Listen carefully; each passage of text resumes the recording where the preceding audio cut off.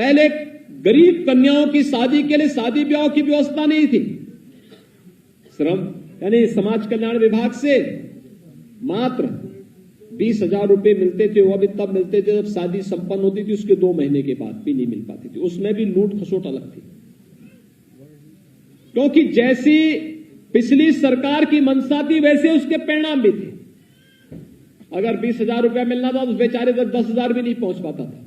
चाहे वह केंद्र में मोदी जी के नेतृत्व की सरकार हो या प्रदेश की सरकार, निरंतर आपके हितों को संरक्षण देने के लिए पूरी प्रतिबद्धता के साथ कार्य कर रही है।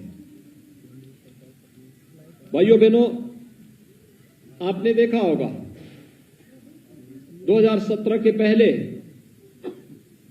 श्रमिक शोषण का शिकार होता था, शासन की किसी भी योजना का लाभ नहीं पाता था, न उसके पास राशन कार्ड होता था, न उसके पास कोई ठिकाना होता था। अगर मकान जैसे तैसे बना भी दिया तो बिजली का कनेक्शन नहीं मिल पाता था। बरसात में कई कई दिनों तक भूखों रहने के लिए मजबूर रहना पड़ता था, क्योंकि इसके बाद रसोई गैस के कनेक्शन नहीं थे।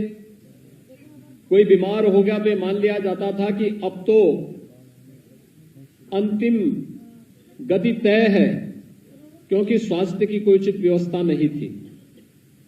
लेकिन एक और प्रधानमंत्री मोदी जी ने जो कहा, सबका साथ और सबके विकास का, आज वह नारा चरितार्थ हुआ है।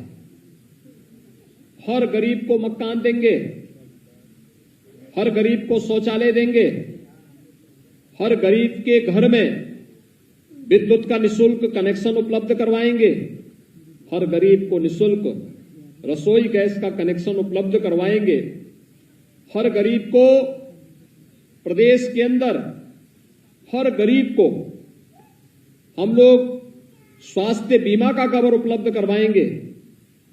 और एक और जहां एक कार्यक्रम चले, वहीं साथ ही साथ अनेक प्रकार की योजनाएं, श्रम योगी मानधन योजना हो, जीवन ज्योति बीमा की योजना हो, जीवन सुरक्षा की बीमा योजना हो, या फिर वे सभी योजनाएं जिन योजनाओं से समाज के अंतिम पायदान पर बैठे हुए उन लोगों को, जो वास्तव में नींव के पत्थर हैं, इनके जीवन में परिवर्तन लाया जा सकता है, उस प्रकार की योजनाओं को लाने का कार्य केंद्र और प्रदेश की सरकारें प्रारंभ की।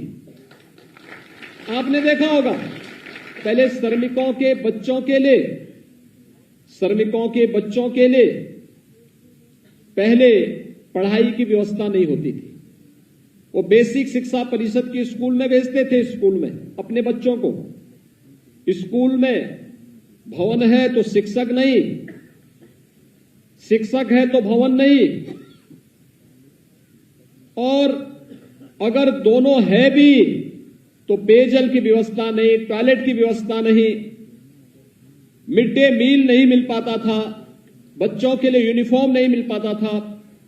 2017 में जब हमारी सरकार आई, हम लोगों ने प्रदेश के अंदर सभी 1,56,000 बेसिक शिक्षा परिषद के स्कूलों में अच्छी व्यवस्था दी, शिक्षक भी दिए, भवन भी दिए, बालक और बालिकाओं के लिए अलग अलग टॉयलेट भी दिए, पेयजल की व्यवस्था भी दी, बच्चों के लिए 2 यूनिफॉर्म, बैग, बुक्स, जूते, मोजे, स्वेटर, ये सभी उपलब्ध करवाने का कार्य जहां प्रदेश के अंदर किया गया, वहीं साथ ही साथ श्रमिकों के बच्चों के लिए एक व्यवस्था बनाई गई कि हर कमिश्नरी मुख्यालय पर हम अटल आवासीय विद्यालय बनाएंगे।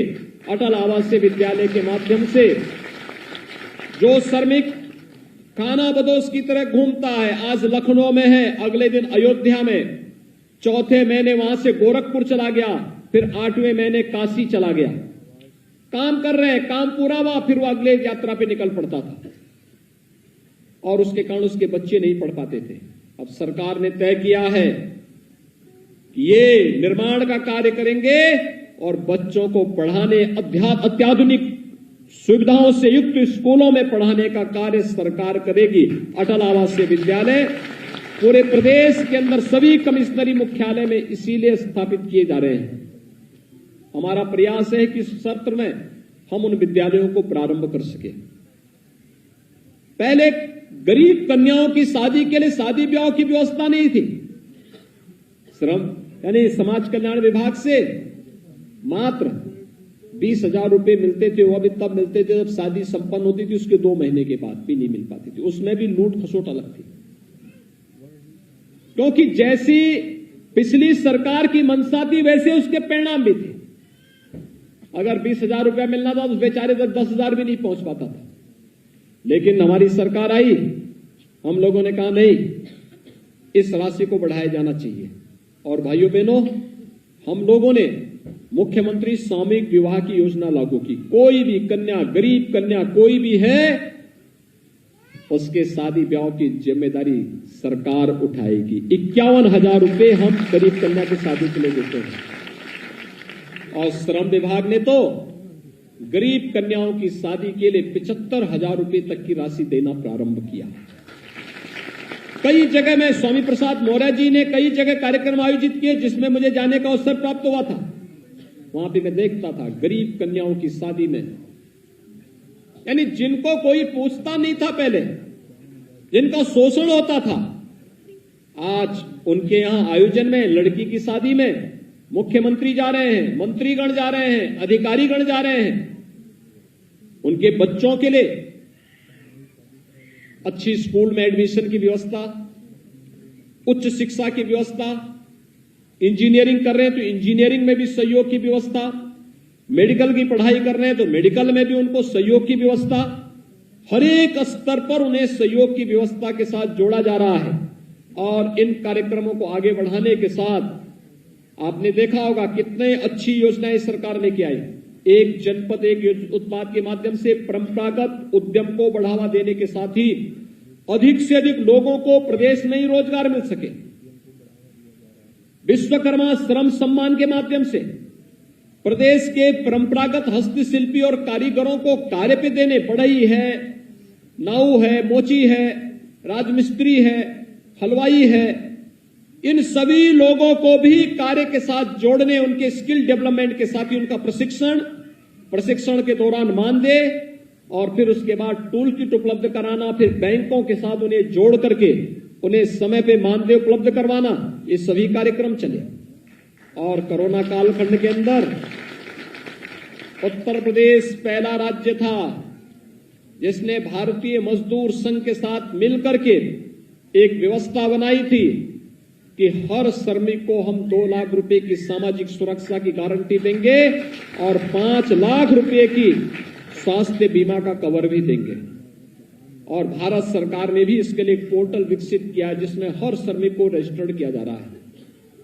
उत्तर प्रदेश पहला राज्य था जिसने लॉकडाउन प्रारंभ होते ही अपने श्रमिकों के लिए उस समय भरण पोषण भत्ते की घोषणा की थी और फ्री में राशन की व्यवस्था भी की थी।